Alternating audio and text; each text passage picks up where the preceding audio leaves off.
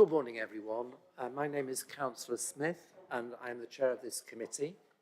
I'd like to welcome you to the Joint Development Control Committee meeting that takes place on the 10 a.m. on Wednesday, the 17th of July 2024. Other members of the committee are Councillors Pora, Smart, Thornborough, Councillors Bradman, Khan, Fain, Hawkins, Stobart and Richard Williams. Apologies are received from Councillor Dave Bagent and Councillor Flabart is currently absent. The officers permanent at the table for this meeting are Delivery Manager Philippa Kelly, Legal Advisor Keith Barber, Committee Manager Sarah Steed, and Producer Claire Tunnicliffe. Copies of the agenda can be found on the City Council's website under Committee Meetings, Minutes and Agendas. Please try and refer to page and paragraph numbers in the agenda if you're referring to a specific paragraph or plan. Please can those present note that everything on your desk, including your laptop screen, may be broadcast at some point. The camera follows the microphone being switched on, so councillors and officers are requested to wait a couple of seconds before speaking to allow the camera to catch up. Please raise your hand if you wish to speak. For those participating in the meeting via the Teams meeting, the meeting chat is neither confidential nor private and can be subject to an FOI or GDPR request. Please can meeting participants keep their microphone and cameras turned off until we come to the application you will be speaking on. The process for the consideration of the planning application will be: the planning case officer will present the proposals and give an overview of the key issues as set out in their report. Registered public speaker will be invited to have his say. There'll be 3 minutes in support, and there's no one speaking against, unless I've advised otherwise. The committee manager will ring a bell when the 3-minute time period has passed. Public speakers are unable to join in the council debate. The committee will then discuss and debate the item and may ask questions of the case officer. At the end, I'll ask members to vote on the officer's recommendation by a show of hands. Please could councillors advise if they have any declarations of interest and also identify which report that declaration relates to. Come cycle.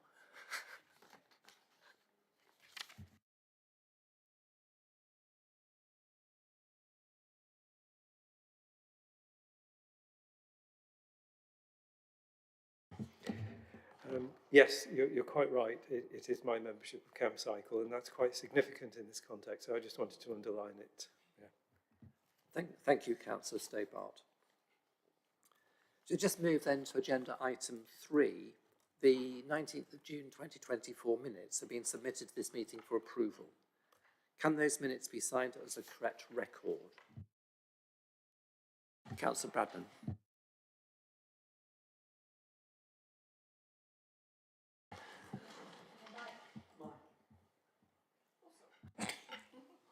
Thinking, whose mic? I've read them through and I think they are a correct record, but of course others may observe anything. But you know, I'm happy that they're accurate. Okay, so they can be agreed. Thank you. Mike supporting that too. Can I just welcome Councillor Flabart, who's just joined the meeting. Thank you. Agenda item 4, 21//02957/COND27, West Anglia Mainline land adjacent to Cambridge Biomedical Campus. For clarification, this relates to the South Cambridge Railway Station. Could please Mairead O'Sullivan introduce this item? Thank you. Thank you, Chair. Good morning, members. The application before us is an application for a discharge of the lighting condition in relation to Cambridge South Station.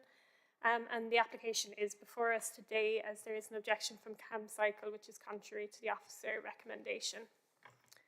So just briefly to remind members of the location of the station, it lies partially within the biomedical campus and partially within Hobson's Park. And then just a quick reminder of the context, you've got the residential development at Trumpington to the west and the biomedical campus at the east, and then Hobson's Park, which is within the green belt and has recently been designated as a city wildlife site in the foreground. May I just ask you on that plan to show us the particular path that about which we're considering lighting, please? Of course. So the path it's a new segregated path that we will be looking at, but it's sort of roughly in line with this path here. This rough path, it'll be widened and we'll have a curb down the middle to segregate cyclists and pedestrians, and it provides access from the guided busway to the station, the western side of the station, through Hobson's Park. And also just worth noting, the guided busway runs along here, connecting the station to Trumpington, and there's also a arm of the guided busway that runs adjacent to Hobson's Park into the biomedical campus here. And just to note that this is a lit path on both elements. It has street lighting. Thank you very much. And then just a very quick reminder of the background to the application. So the station was dealt with as a Transport and Works Act order, which was approved in December of 2022 by the Secretary of State and included a deemed planning permission, which we've been dealing with discharge of condition on. Work commenced in the spring of last year, and members considered the station design and cycle parking conditions in August of last year, and more recently the hard and soft landscaping condition in March of this year. So the condition is to do with the lighting scheme for Cambridge South Station. I've included the wording here. And to note that the reason for the condition is in the interest of residential amenity and to safeguard biodiversity in accordance with Policy 34 of the Cambridge Local Plan. Just included this plan from the landscaping condition, again, just to sort of highlight the location of that path across here, which is the kind of contentious issue that we're considering. And I should explain that no concerns have been raised about the lighting scheme in either the eastern forecourt, the western forecourt itself, or the platform lighting. And the main issue is considering the lighting of this path here. And then to remind members of the station design principles document, this was approved as part of the TWAO, and all of the conditions need to comply with the design principles. And one of the principles is relating to lighting, and notes that lighting will be to the minimum necessary to provide safe conditions. So as I said, the main issue is to do with this, the lighting of the path through Hobson's Park. The proposal is for solar stud lighting to this path. CamCycle have objected to this element. They wish for more substantial lighting, sort of street lighting or bollard lighting. As I've noted, Hobson's Park is in the green belt and has recently been designated a city wildlife site in recognition of its ecological value.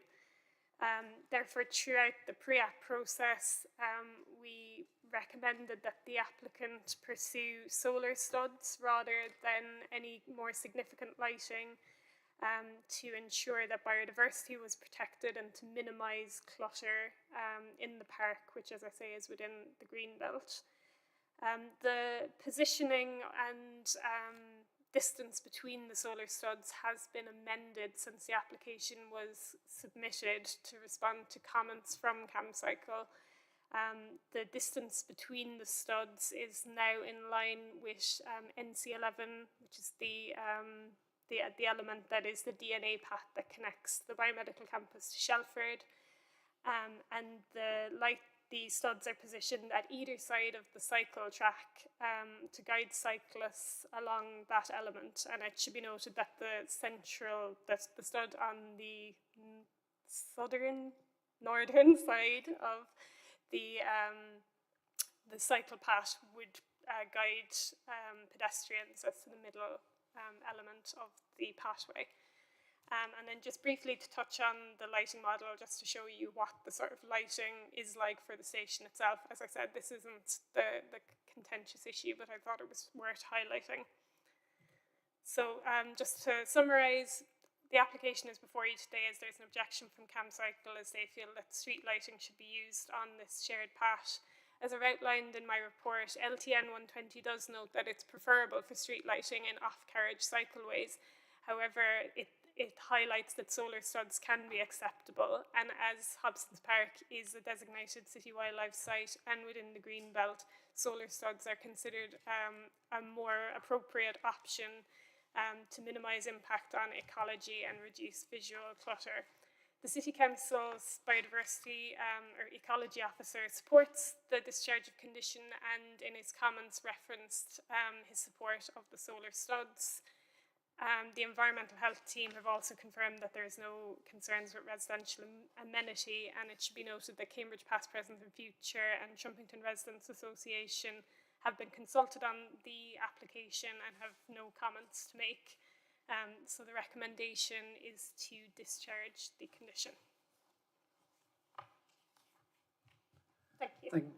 Thank you very much. We now turn to our public speaker, Elliot Stamp, Town Planning Manager, Anglian Eastern Network Rail. You have 3 minutes, Elliot. Thank you. Nice to see you all again. Over the last 18 months, working closely with officers at GCSP, local groups and stakeholders, we have successfully discharged approximately 30 planning conditions relating to the project. This has allowed us to take significant steps forward in terms of construction and the delivery of Cambridge South Station. You can see the progress on site as the impressive station building, roof structure and overbridge are now in place and the station is taking shape. Gaining approval for the lighting scheme is another key milestone for the project. In preparing the operational lighting scheme for the station, we have listened to and carefully considered views and feedback from a range of stakeholders, residents and GCSP officers.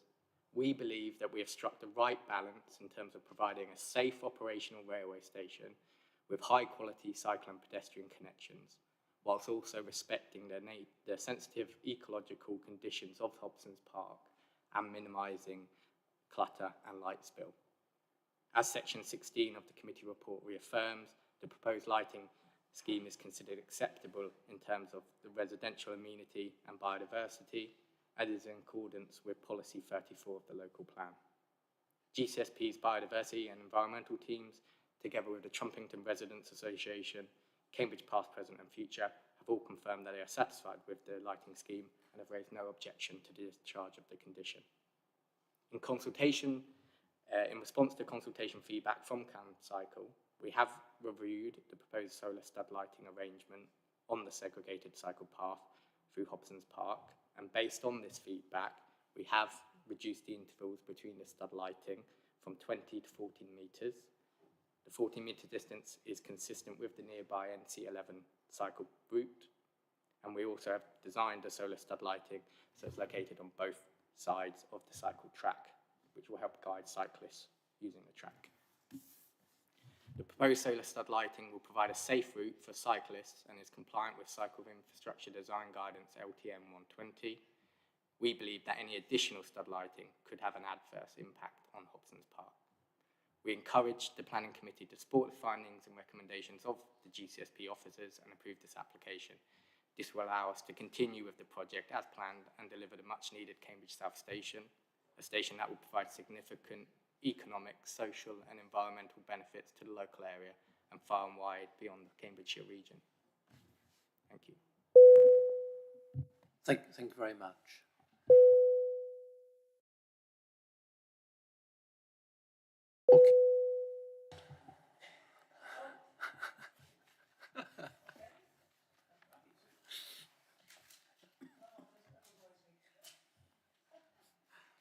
So, pending that, Councillor Thornbury would like to go first. Let's do that.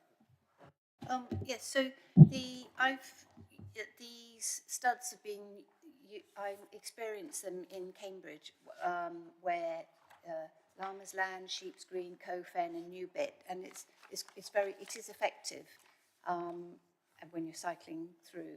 But the bit that I'm a bit concerned about is the underpass, which is being created halfway along the track to the outdoor sports area, not just, and I would like to know how that is being lit, because I think that is, there's another, the guided busway goes under Long Road, and that is well lit, and I think it needs, and this new underpass is actually part of the site, so I wondered what is there any lighting in there that we need to include in this discharge of lighting? Thanks. So, Councillor Smart. I made a few notes, Chair. So I suppose firstly, the question in my mind, is it better because it's better for ecological considerations, or better because it's cheaper for the applicant, which I know isn't a planning matter, but there you go. The other sort of toss-up I'm thinking about is safety and the idea that it's an adverse aspect for ecological things. So safety is a concern. I think that's what Camsark is probably alluding to, if not saying. It's difficult to get a grip on this. I think it's a bit like noise with decibels. Lighting is a difficult area for non-experts to understand. I don't know if there are any recommended, I think they're called lumens, any lumen levels that are recommended for this sort of use, and how many lumens, if that's the thing to really refer to, we've got here in this proposal. Also, just thinking, I mean, segregation is good. I'm not quite sure how good the segregation is and how effective it will be, because segregation doesn't always mean segregation in actuality, because people tend to do what people do. But then also further to that, I've said before over many years that we've got a dynamic situation in terms of what people use to get around on. It's not just bicycles or electric bicycles anymore, but scooters of two different types basically, and other things that could be using this route. So how fast are they going to be going? I think that's a significant factor that relates to the looming level. So if something's going at 10 miles an hour, that's a different situation to something going at 20 miles an hour, I believe, in terms of perceptions, seeing things coming. So those are all my points. I think if any officer can respond to that, that would be good. I am concerned, although I think my bottom line on this, from what I've heard so far, is that it would be acceptable, but that I'd like to listen to the debate. Thanks, Chair. Thank you very much. So, Councillor Williams. I just wanted confirmation. I think I know the answer, but sorry, William. Thank you, Chair. Just Before you start, Richard, just clarify where we're going. So it's going to be Councillor Khan, Councillor Poor, Councillor Bradman. Okay, you ready? Are you ready? Well, when you're ready. Councillor Stabart. okay. Thank you, Chair. Just a quick question. Officer mentioned the impact of street lighting on biodiversity, and that seems to be the reason why the proposal is not to have street lighting here. But I just wanted a bit more detail on what exactly the adverse impact on biodiversity would be. I think we need more detail on that. Thank you.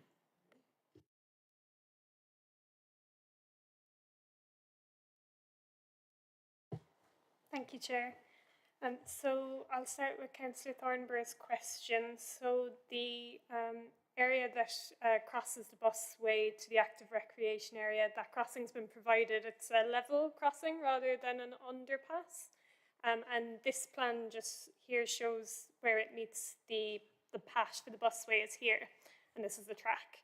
So there are solar studs that come up to the patch, and there are, I don't have a plan showing where the street lighting is on the busway, but it is an already lit patch. the active recreation area, then this path is outside of the red line, so there's no lighting detail for that. So there will be solar studs leading here. There's 2 here and 2 here.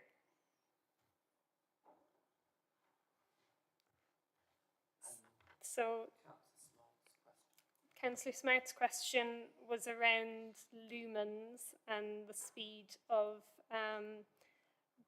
cycles and scooters, etc. So I don't have the lumen levels to hand. These have been reviewed by the Environmental Health Officer. Details have been provided. It's, as you say, it's very technical information, and it's not easy for a lay person to get their head around. But in terms of speed as well, there are no speed limits. I would say that it's a relatively narrow path through a park where there will be pedestrians as well, which would encourage lower speeds for cycles and scooters, but there are no limits to that. And then in terms of street lighting, so as part of the pre-apps, we have always encouraged the applicant to go down the stud lighting route. We haven't asked them to provide any information about street lighting.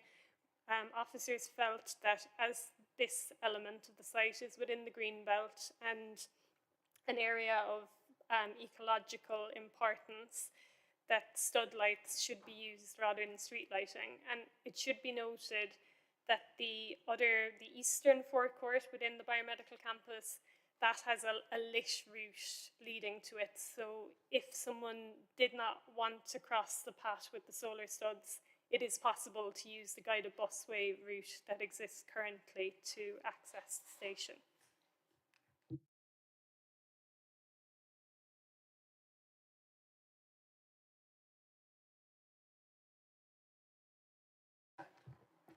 So as in terms of the lighting, we haven't asked for any studies in particular to demonstrate the solar studs versus street lighting's impact on biodiversity, but the solar studs and the general lighting scheme for the station have been reviewed by the City Council's ecologist, and he is satisfied with the proposals and has recommended discharge of condition. This highlighted actually the question I wanted to ask. The existing busway and both along the west, the existing main busway and the link into the medical campus, are they already lit, or do they have solar studs? What is the actual lighting provision on there? Much of the busway to the north, to Northstowe, is not lit, so I just wondered whether this one was, because it's very close to the path, so it's a relevant issue. Thank you. So the route here has got street lighting across it, so it is a lit route. Councillor Porras. Thank you, Chair. Yeah, just to pick up on the alternative lit route. So my understanding is it's almost right next to the proposed solar studs. Could I just check that there'll be some wayfinding to make sure people know that there is an alternative lit route? Because I think certainly from some of the applications we've had at City, solar studs in terms of wildlife, to me, do seem to be preferable. You know, there's a lot of concern about lighting and bats and all those things. So I think I understand that, particularly if LTM 120 does allow that. The second thing is probably a rather daft question, but they're solar studs, so they're solar powered. Is there a backup, or if not, are we satisfied that there's always going to be enough sunlight to power them? I think there are. I've got one of those little ones in my garden. It seems to need about 5 minutes sun to last a day, but it would just be nice to know that in a dark winter it would still be functioning. Thank you. Councillor Bradnam. Thank you, Chair. What I wanted to know was, well, so firstly, you can see from Google Street Maps that the existing guided busway arm with a cycle path next to it does have street lights, and they are, I think this new route will not be very far from it, and so I think there will be a certain amount of light spillage from the existing street lamps towards the area where this additional path will be. But the question in my mind, I had a couple of questions, was has any objection been raised to these street lights on this lit arm of the guided busway? Because if there hasn't been any objection to them, then, you know, it suggests there isn't a problem for residents. And I also was going to ask, but I can see from Google Maps that actually the guided busway is broadly at the same level as the cycle path. So it's not as if the street lamps are up here and the cycle path is down here. It's all on the level, which is good. So that suggests that the light on the lit path will be, perhaps there'll be some spillage towards the cycle path. The other thing is I've seen solar studs demonstrated on the Mere Way, and the concern I have is they work very well, and I think they'd probably be good in this location where Hobson's Park is a designated wildlife site. But what happens, it's one thing mending a street light, but actually when you want to, you know, what provision will there be for ongoing maintenance and replacement of solar studs that fail? Because they do fail in time. And I'm just wondering, do we have any kind of provision for ongoing maintenance and replacement of solar studs? The other thing I wanted to mention was when I've seen these solar studs being demonstrated for the purposes of considering them for the Mere Way, they had a version that had what they call bat hats on them, which is a little disc right in the centre of the light. So the light doesn't go up, but it goes sideways. And those seem to be very effective. They're just as good as waymarking. But are we considering using ones with bat hats for this particular location? So it's really, what provision is there for maintenance, and will we be using bat hats? Thank you. Thank you. Want to respond to the last 3 questions, please? Thank you. Thank you, Chair. So in terms of the light for the solar studs, I am not aware of any alternative light source for them, but I'm also not aware of that being an issue in terms of them getting enough light in the winter time. In terms of the wayfinding strategy, that's already been agreed as part of the landscaping condition, but the applicant is here today, so perhaps that's something that can be taken on board. I think Councillor Bradnam is correct to point the proximity to the existing lighting on the busway and the potential for there to be a little bit of light spill, so it won't be a completely dark area. In terms of maintenance and replacement, this shared pathway will be maintained by the City Council. The land in Hobson's Park will be handed back to the City Council once the station opens, and there is a Section 106 agreement that is being finalised at the moment that deals with the maintenance and management schedule. And then in terms of the bat hat, these solar studs are proposed to have a bat hat, and as you say, that will then have lighting that comes out either side, sort of directional lighting, and stops the light from shining directly upwards to protect biodiversity. Do I have any more? Councillor Hawkins. Thank you, Chair. It seems to me we're here because we have an objection from CamCycle, but what I haven't seen is the reason for the objection. So what is the reason for the objection?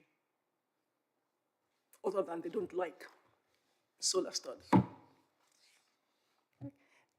So they want it to be lit with something more substantial, like street lighting or bollard lighting, for safety purposes and to ensure it's a well-lit route so that cyclists are more likely to use the station and that people will access the station through sustainable active transport means.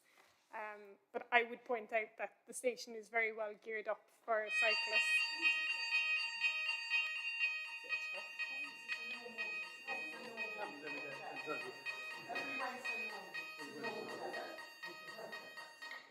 There we go. The lights continue flashing, but don't worry. Sometimes They're not on fire. yes. Don't worry. Sorry. Please continue. Can I come back, please? So the objection is for security and safety reasons, is that what they're saying? But when the professionals are saying there's no objection, the analysis has been done that the studs have enough lumens. And as somebody who's used the busway in the evening when it's been lit, there is light in that area, not to mention what comes from the hospital itself and, those big buildings.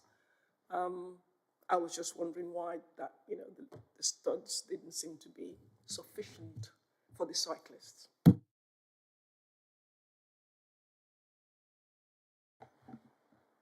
Do you want to respond to that? Because it's...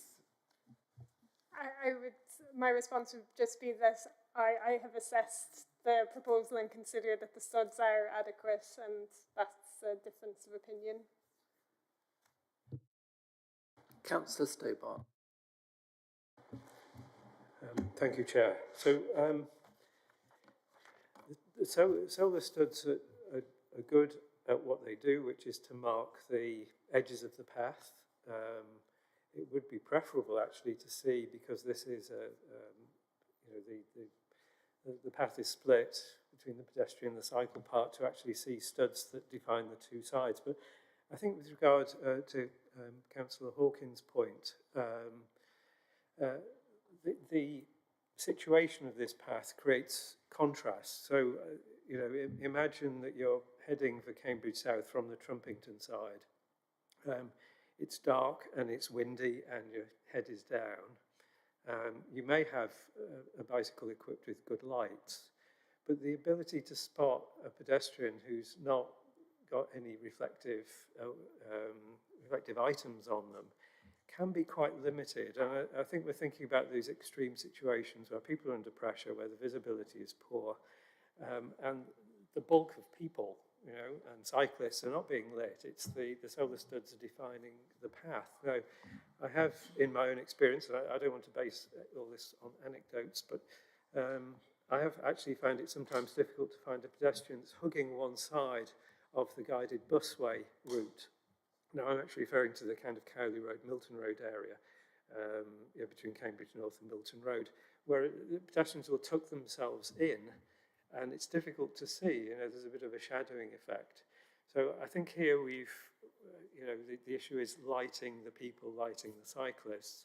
And to Councillor Smart's point, the speed differences can be quite substantial. So I think, you've got a pedestrian and an electric bike that can do 30 miles an hour.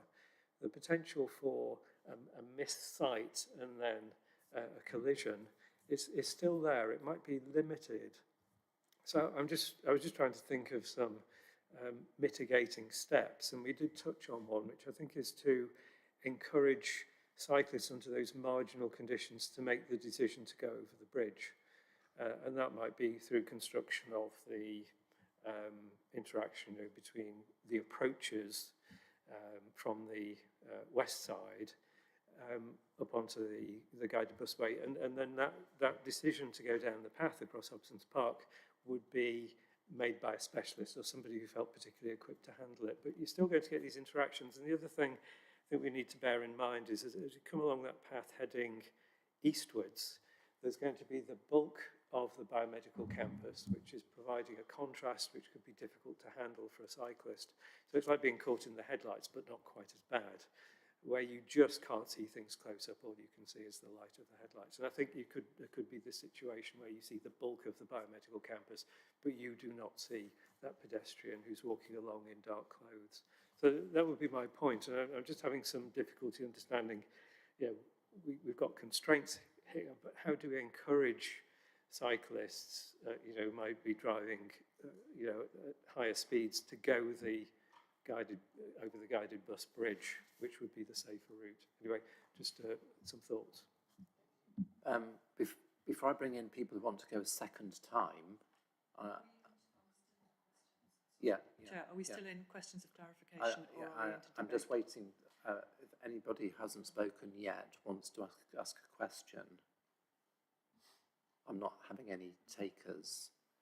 Are you wanting to ask Councillor Fane? Thank you.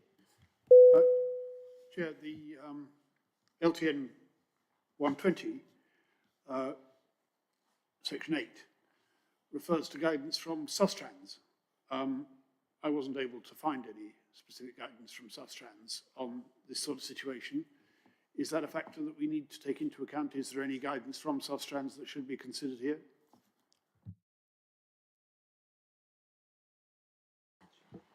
I haven't considered any of the guidance from Sustrans. I've looked at LTN 120 and made a kind of balanced assessment based on that and the sensitive ecological nature of the site.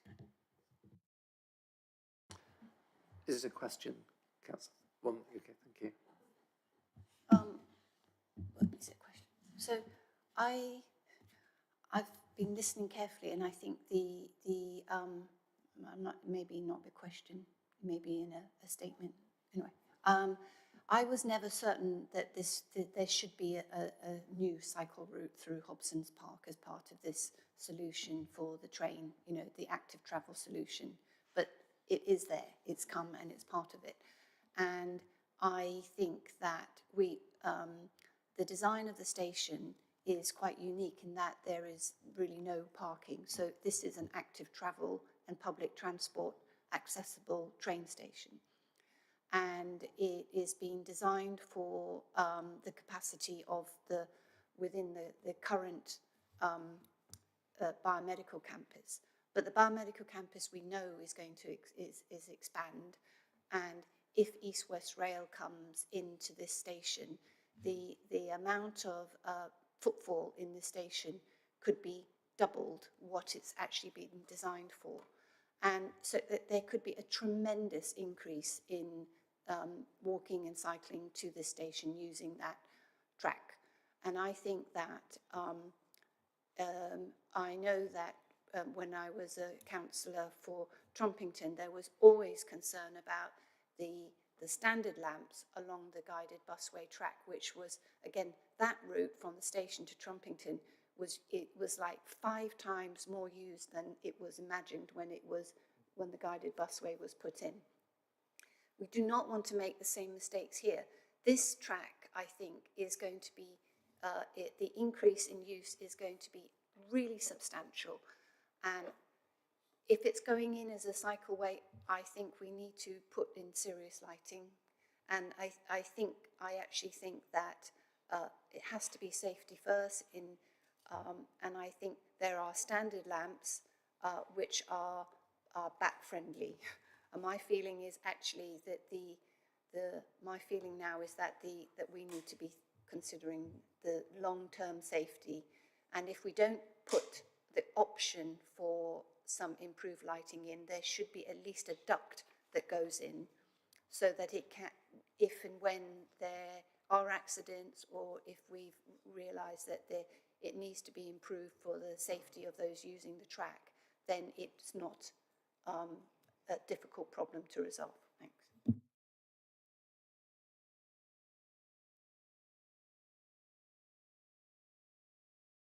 I'm not sure that was a question. A valiant attempt to make it into a question, but I think it was part of the debate. So are we ready to move into the debate now, please? So Councillor Bradman would like to go first. Are you indicating Councillor Fain? Yeah, okay, so Councillor Bradman. Thank you, Chair. It's interesting, as I've looked at the Google Street View imagery, what I notice is the number, as Councillor Thornborough has said, the number of people using the path beside the guided busway.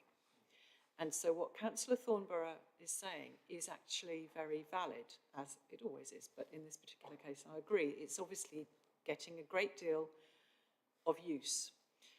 So there's the business of whether, if you, so you remember I said at the beginning, you know, there might be some spill from the light on the guided busway route into this. Actually, it's a substantial distance away, and there might not be. It's not clear to me that it would spill that far, because If, as we've said, it's bat friendly, then it may not spill very far. But the other thing is, given that there is already this lighting on the guided busway, additional lighting on this path, which is not very far away and not very far into Hobson's Park, might be preferable because it's not right through the middle of Hobson's Park, it's right on the northern edge. And so, you know, the argument against standard lighting is weaker, I think, because it's already got this quite close to it. And so it would be less harmful than if there was no existing light. The other point that has been made, which Councillor Stobart made, is about dazzle and the inability to see somebody in a dark space when you're looking straight at buildings that are very well lit, as the railway station and the campus will be. And I have local experience of this, of a cyclist who, in just the conditions that Councillor Stobart was describing, but going towards Cambridge North Station, along the new path beside the busway there, it was early in the morning, it was dark, it was driving rain, he had his head down and hit one of the signs that tells drivers not to go down the guided busway. He hit it with his left shoulder because it was almost a metre in from the edge of the path, and he broke his collarbone. He was actually on the way to a work interview, and I fought long and hard to get him some compensation, which Network Rail did not agree to. But the point is that he couldn't be seen, he couldn't see that because he was dazzled by the light at Cambridge North Station. And I, as a cyclist, have been hit by a car, fortunately lightly, and I stopped the driver and said, "Why didn't you see me?" I said, "Did you actually look?" And he said, "I saw the lights of the car behind you," because I had good cycle lights, but they were overwhelmed by the headlights of the car behind me, so he didn't see me. So I think actually the point that Councillor Stobart is making, that we need to illuminate the path and the people on it, not just the route, I think is actually quite cogent. And I'm beginning to think that actually better lighting, and because of the reason of the light, you know, we need people to be able to get to this station by other means of transport. So I'm beginning to think that we shouldn't think of this as a rural path, we should think of this as a commuter route, and that we probably do need to light it better. So I'm still not decided, but I'm moving in that direction in my mind. So Councillor Fane, I've got Williams and Pora after that, and now Smart. Thank you, Chair. It seems to me that the safety risk increasingly is the potential collision between pedestrians and cyclists, given the use of cargo bikes, electric cargo bikes. And I was concerned to hear from Councillor Stobart of the possibility of cyclists, presumably not electric cycles, going at 30 miles an hour. One would hope that cyclists would adjust to safe conditions, and we have to ensure that those conditions are safe. Now, I'm often, when I'm proposing, we're supposed to call an NUM path, a cycle path, people say, oh, but you'd have to have street lighting and all sorts of things, and it would be impossibly expensive, and it would cause all sorts of disruption. And that is an argument I seek to disabuse them of. It is quite clear to me that this is a path going through Hobson's Park. It is a very sensitive park. We are not just concerned about bats, we're talking about biodiversity as a whole. And as an occasional cyclist, and I would be wary of using this cycle path at night, I don't use the helical path at night for safety reasons. My pet hate, as it happens, is any form of bollard or indeed lighting standards, clutter, if that is not necessary, because I find that is a safety consideration. I much prefer studs if they're done properly and properly maintained, so they actually work, which is often the problem. And I think that given the situation here, the sensitive situation, the wide range of ecological concerns, the clear statement from our ecology officer, that the officer welcomes the use of solar studs along the shared path, that is the right compromise for this situation. And it is perfectly possible to make solar studs which are either side of the cycle track, so they define the cycle track, should create safe conditions. There is always the risk that some users, whether of cycle paths or of roads, will do so unsafely. We cannot always design for that. All we can do is to design an appropriate compromise which is sufficiently safe for the situation faced. And in this case, I believe the priority has to be protecting Hobson's Park and its biodiversity. Thank you, Councillor Fane. Councillor Williams, please. Thank you very much, Chair. For my part, I agree with the points made by Councillor Thornborough and Councillor Bradnam. I am concerned about the safety of a path with studs. Studs often don't work, and I don't think they provide sufficient lighting for safety. It would be best to future-proof this. Just on the biodiversity point, I would say that given that there is already lighting on that path, which is relatively close by, I can't for myself see the impact on biodiversity is going to be significant, given that there is already lighting very close. As Councillor Bradnam said, we're not talking about a path that cuts right through the middle of the park. We're talking about a path that's on the northern edge of it. But I would also emphasise to the committee the fact that we've heard there is no evidence about the impact on biodiversity from street lighting because it hasn't been considered. So we have no evidence about what the impact on biodiversity would be, and I don't think we can rely on mere assertion that there would be without any actual evidence. I'm loath to delay this because, you know, the applicants have been advised to put in stud lighting. And I presume if we do reject this, that there will be some delay potentially to this project, which I really would not want to see, but I'm not convinced by the proposal, I have to say. Councillor Pora, please. Thank you. I have to say I do agree with Councillor Fane, and my other view is I wouldn't be comfortable rejecting this. I think if we were, as a committee, to feel we need different lighting, we have to defer and give the ecologists the chance to tell us why, because as Councillor Williams says, there's no information. I wouldn't be comfortable agreeing big street lights without knowing that. I mean, I suppose the difficulty is the better lit the path, the more likely you are getting people going up and down it without their bike lights at all, which is a perennial problem in Cambridge. So to a certain extent, I would hope that this could be solved through some proper wayfinding. So, for example, the fast path is signed as the lit one, and the slower path is signed as this one here. Because I do take the point that, bollards are street furniture, so that's clutter, and potentially signage reminding people to limit their speed, reminding them, that I'm not sure if we're going to have the little curb in between this cycle and the pedestrian, but obviously that does provide a physical barrier to stop pedestrians sort of wandering into the wrong bit. But I am concerned in terms of, is a country park adding a whole nother layer of lighting is not something I'm very comfortable with. And if we were to consider this, I think we have to give the applicant and the ecologies team the chance to talk on it. So if that's where committee are going, I would prefer to defer. But to be honest, at the moment, I think this is a good compromise. I don't know if we could add some kind of informative about decent wayfinding to make clear that the fast route is the lit one, for example. Thank you. Councillor Smart. So I guess we don't normally discuss these sort of items in so much detail, but here we are anyway. So, I mean, I'm always a supporter of the case officer recommendation in general terms, and they're the boss. But, I mean, we have lots of wise people around the table, but we don't have any expert advice.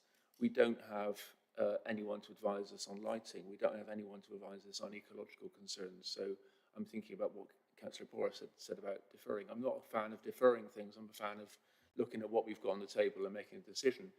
But the comments that have been made around the table are all basically normal, sensible people saying normal, sensible things, but they're not informed by evidence.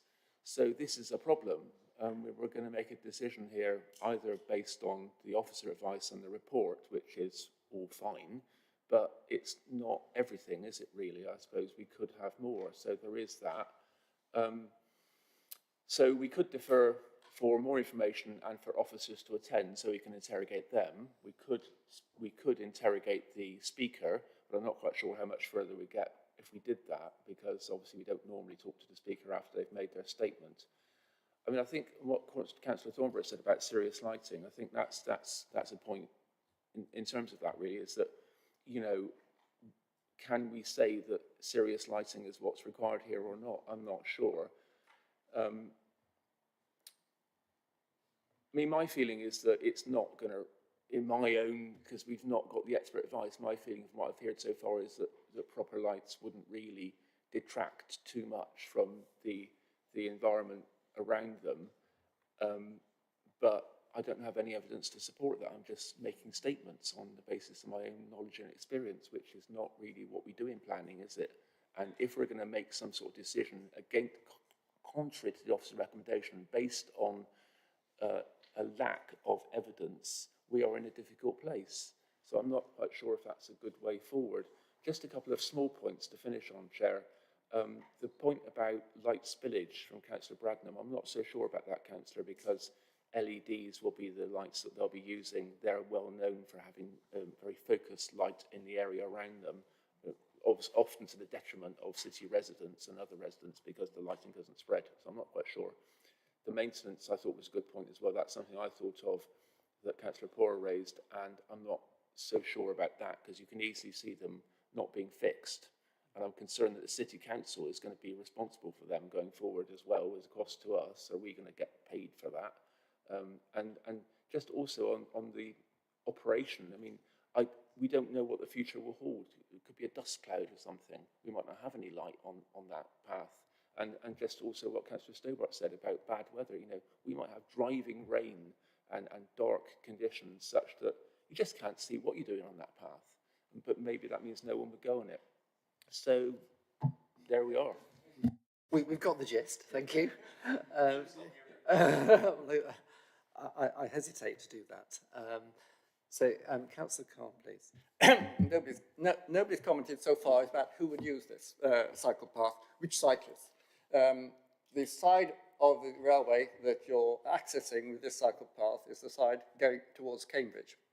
And I find it unlikely that a cyclist would go to take the train to Cambridge from Cambridge South when he could go on the cycle busway to the centre.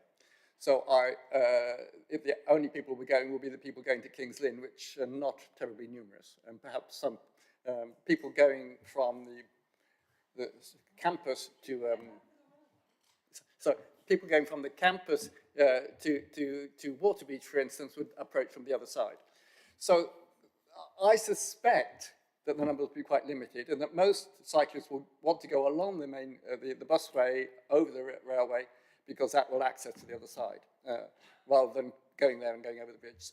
I don't know. It may be that people will go over the bridge to the other side, but I suspect that the number won't be as large as perhaps people are fearing. Well, okay, well, Councillor Khan, there is a bridge, there is a pedestrian bridge over the railway. Yeah, so I know, and people can go on all routes. But I can see. But there'll be London commuters and all the rest. But we haven't actually got the facts in front of us, have we? No, but I would just say that is a consideration that we haven't perhaps talked about. The other side of it is that in terms of the ecological impact, I mean, I worked for 20 years as an ecologist in local government, so it's perhaps something which I have some known about, and it's generally been accepted that street lighting is an impact on biodiversity, particularly affecting bats, but not just. And so I think we have to accept the ecologists' advice that that is an impact on biodiversity. It seems to me something which has generally been accepted for many years now. In terms of it's not the only impact though, it's the impact on the green belt and the country park. In terms of the impact of making it a more urban area. Having 2 lines of street lighting would make it even more urban than it would otherwise be. So there is an impact there which is accepted. But then there is the safety aspect. I mean, the degree of light spill, nobody seems to have any figures on. There certainly will be some on the western end of it. It diverges further from the path and the busway, and the busway is on an embankment reaching up to the bridge on the eastern end, and so there may be less light at that end. So, I'm getting the impression, Councillor Khan, that you're weighing the... Yeah, that's right. I'm trying to put the factors in front of the... You're trying to weigh them up. We spent all morning weighing them up. And so it comes back to the impact between the fact that there is already an impact that you said, but there is an area which you're trying to protect. There are various arguments in favour both ways. It comes back to the fact, how serious is the safety argument? I have used stud piles elsewhere. They seem to have been accepted. I have not come across many people arguing that the stud-lined piles have caused problems. Rather than just dark cycleway. I'm waiting for you to come to a judgment. Coming back to the point. So my general feeling is that it's probably better to go with the advice of the officers, that the impact is unlikely and the danger is possibly not going to be as sufficient to justify lighting the separate path. And therefore I'll be supporting the application. Okay, we got there in the end, thank you. So I appreciate that, thank you. Councillor Hawkins, please, and I'll go to Councillor Thornbrook. Thank you, Chair. Again, I'll go back to the point that we have had the analysis from the ecology officers and the landscape officers, the statutory consultees. They are the professionals. From what I can see, the evidence before us now, there is no objection from them. And if I can refer you to paragraph 16.2 on page, sorry, whatever that page is. Thank you. I think it's quite clear that what's been proposed has an acceptable impact on residential amenity and biodiversity in accordance with Policy 34 of Cambridge Local Plan. And also, the lighting scheme complies with the Cambridge South Station design principles. And on that basis, Chair, I would like to move that we go to a decision to approve this application as recommended by officers. Thank you. So thank you, Councillor Hawkins. I've got Councillor Thornborough. Is there anybody else who hasn't spoken yet that wants to enter the debate? Councillor Thornborough, do you want to contribute after Councillor? Okay, and then we'll see where we got to at that point. Thank you. So I just refer back to when I was the councillor in Trumpington. The track along the guided busway was extremely well used, and it was extremely important to ensure all the light bulbs were working, and we used to work really hard to get them replaced so for the safety of people. And the residents really needed the light. The current lighting is there for the active travel, not for the buses, and it is really needed. There is the lighting over the bridge just north of this track is there for the active travel, not the buses. There's a level of ecology there, despite the lighting on the bridge. And I think replicating the lighting on the bridge along this track is imperative for maybe not the cyclists, but people walking. If you're walking from the station west without street lights or some kind of lighting, you're not going to light up the stud lighting. You're going to be walking along a really dark path. And and it may be even darker because of the lighting on the bridge, because you may get a shadowing effect because the lighting's facing north and this is below, a level below.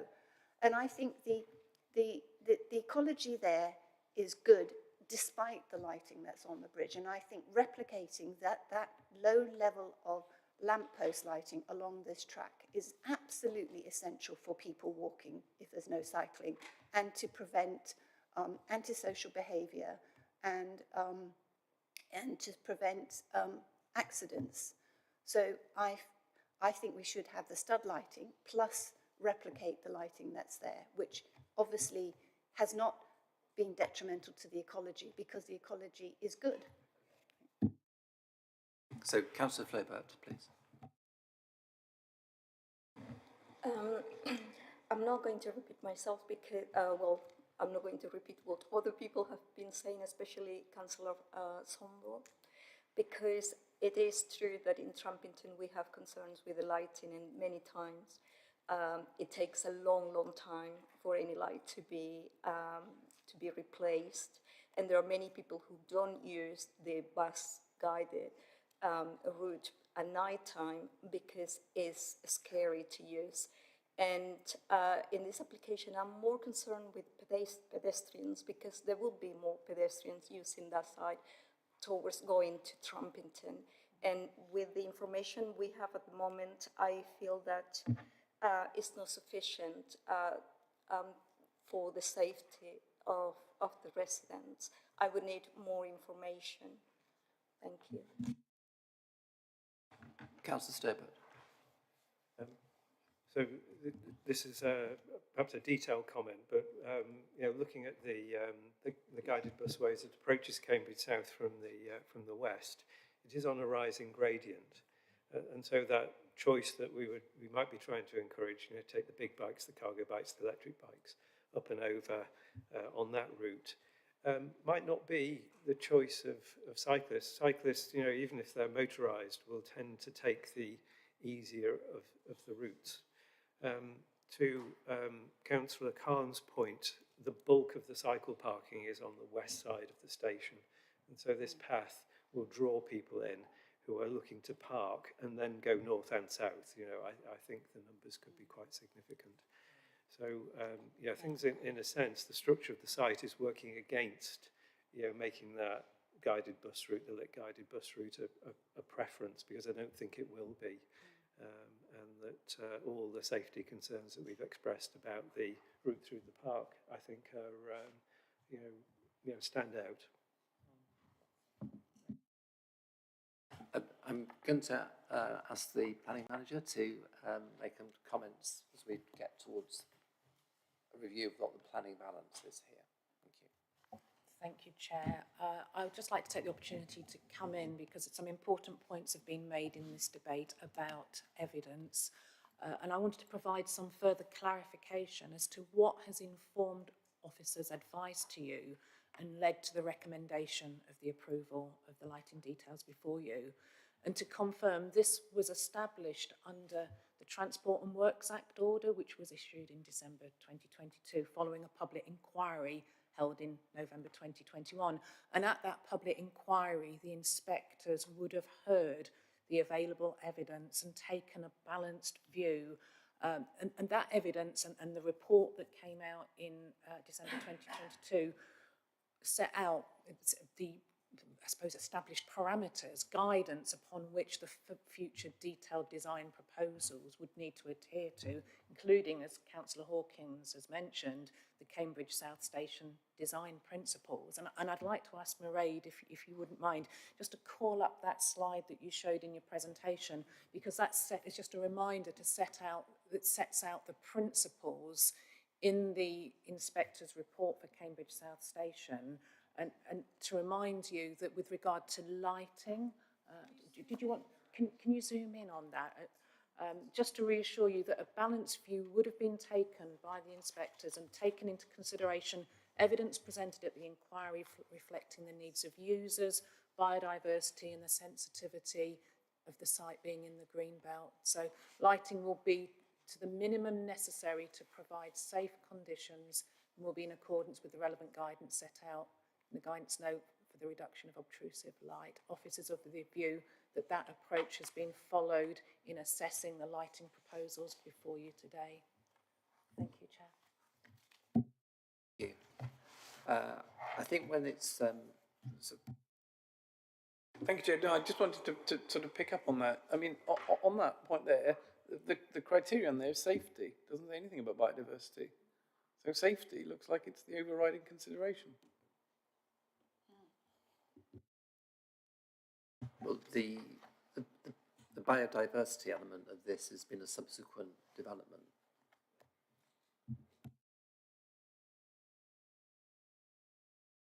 I think we've debated this to the point of exhaustion. What I would say to members is that if you're minded to overturn the officer's recommendation to approve, and that recommendation has substantial backing from the original design principles and policy and the statutory consultees' comments, then I think you need to bear in mind what might happen subsequent to that decision. Because I do not think that decision to refuse would be upheld as appeal. Thank you, Chair. Councillor Thornborough made the very sensible suggestion that if we proceeded on the basis of agreeing the officer recommendation, would it be possible to put in ducting such that if it became apparent in use that greater lighting was deemed necessary, for example, if we had any collision accidents on this cycle path, then it would be easier to install it at that point if there was ducting. So I was just wondering, can we, I know this is a condition and we can't put a condition on a condition. Don't worry, I've done enough chairing to know that. But is there any way that we can take into account what Councillor Thornborough has suggested? Because actually putting in ducting when you're building a path is not onerous, and I'm just wondering whether that might be something we might request as advised by our legal advisor. You're quite right. We can't condition a condition. You would need to defer the application to explore that compromise route. Thornborough? I think one problem is I think from what the case officer was saying that the design has only progressed with studs because that was the assumption that that's what it would be. So I think probably maybe the applicant hasn't considered putting in 5 standard lamps which would provide lighting for pedestrians if you're walking on your own. And it may be that they have no objection. The applicants don't want problems about accessing the thing that they're investing in. This needs to be safe for all people to access the station at all times of the year. They proceeded along with the studs because that was the assumed decision, but maybe they wouldn't mind it. Okay, well, we have to come to arrive at a decision on the matter in front of you. Councillor Smart. Sorry to interrupt you, Chair. I think it's come to the stage for me where I'm going to propose that we defer this item for more information, if there's a seconder.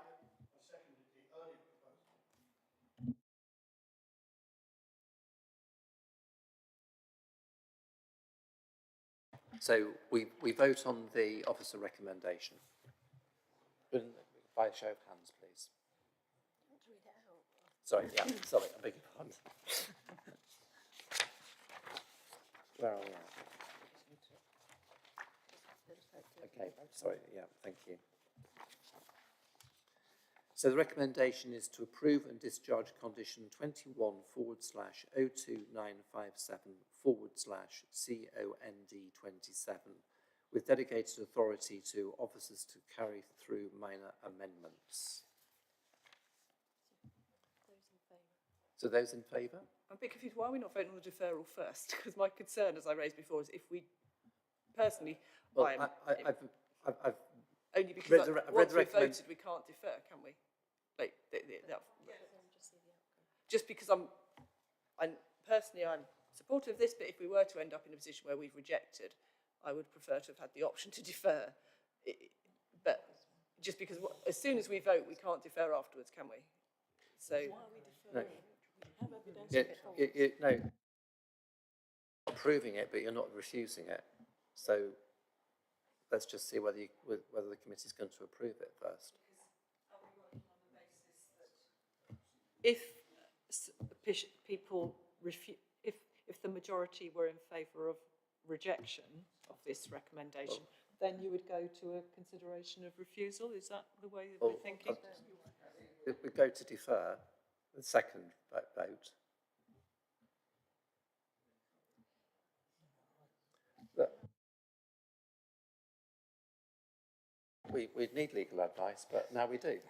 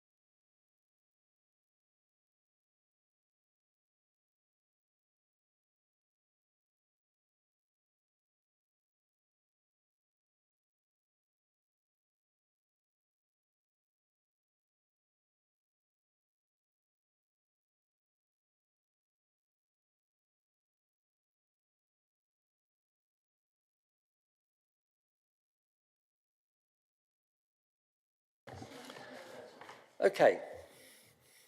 We're going to have a vote on the recommendation. If it's approved, and it's, you know, if with the majority of voting for it, then it's approved. If not, we'll then take a vote to defer the application. And that's on the basis of the advice I've just received from our legal advisor. All right? Well, it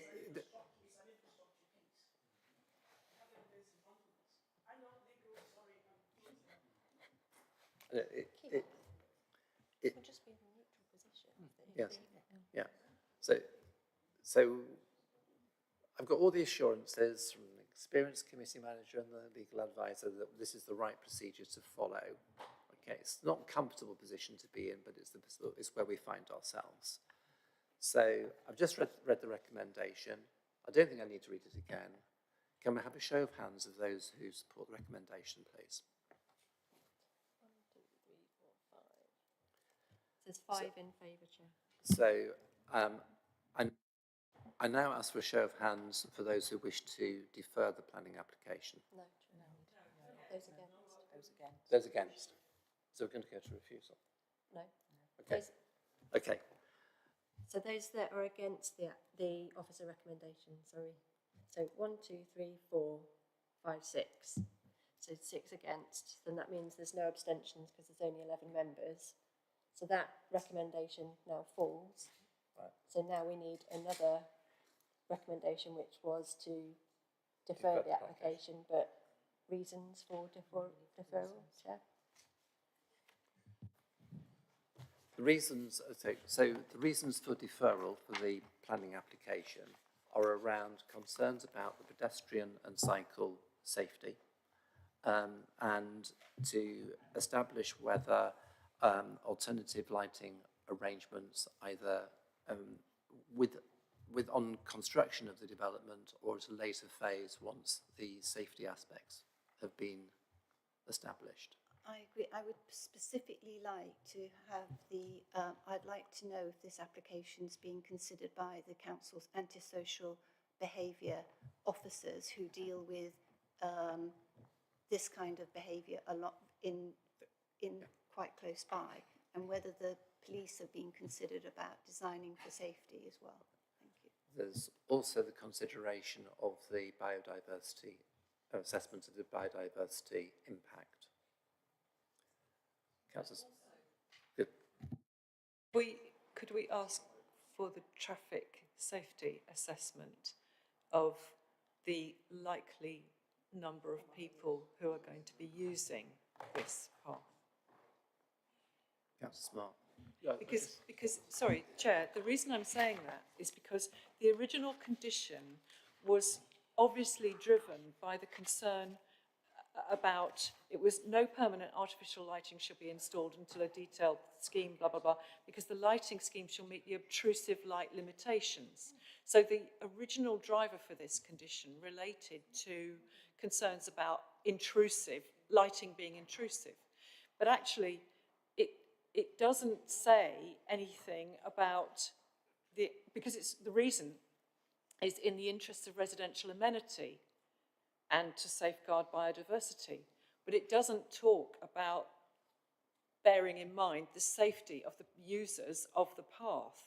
And I think somewhere in here, we need to have some balance between the safety of the users of the path and the needs of the biodiversity and the residents. Do you see what I mean? There's nothing in there about making sure it's safe to be used.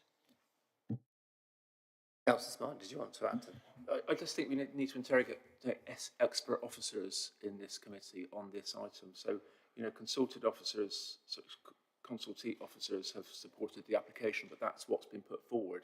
Would they support a different application? Would they support a different level of lighting? So I think we need expert advice for this committee to make a judgment on lighting, on ecology, and possibly on highways too, highway safety.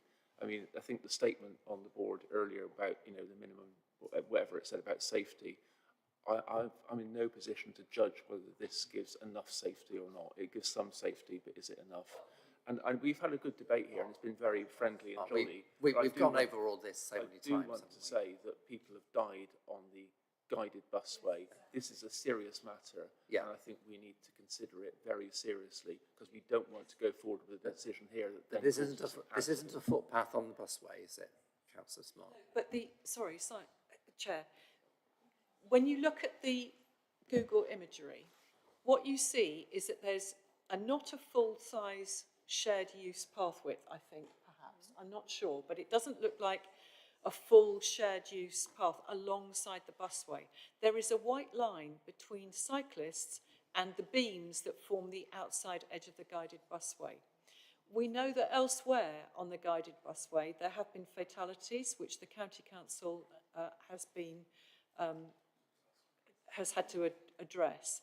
What I'm concerned about is that the number of people who are likely to need to use the guided busway path, if this path is not lit properly, is likely to increase, and that's going to increase the danger of people using the path alongside the guided busway. So it's the balance between the two that I'm concerned about. The officers now are attempting to draft reasons for refusal. When they've done, refusal for referral, and they will be then able to comment on whether these are suitable.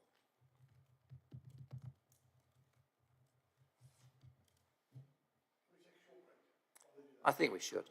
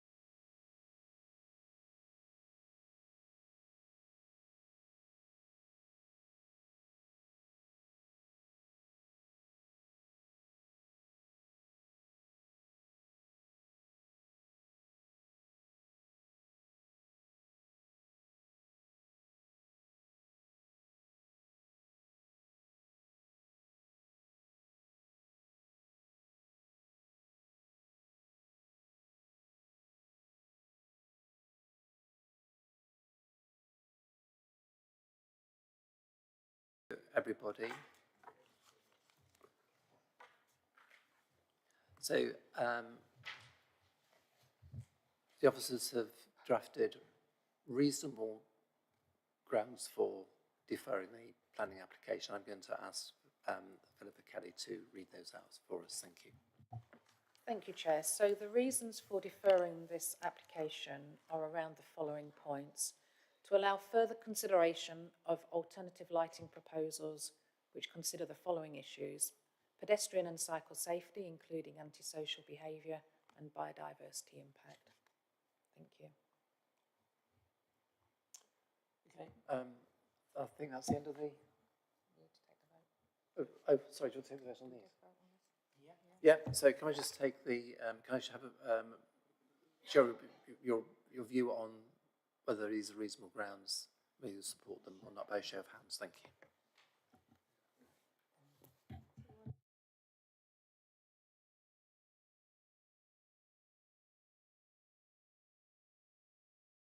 And I'm very pleased to have Sir by their side to take us through all these votes.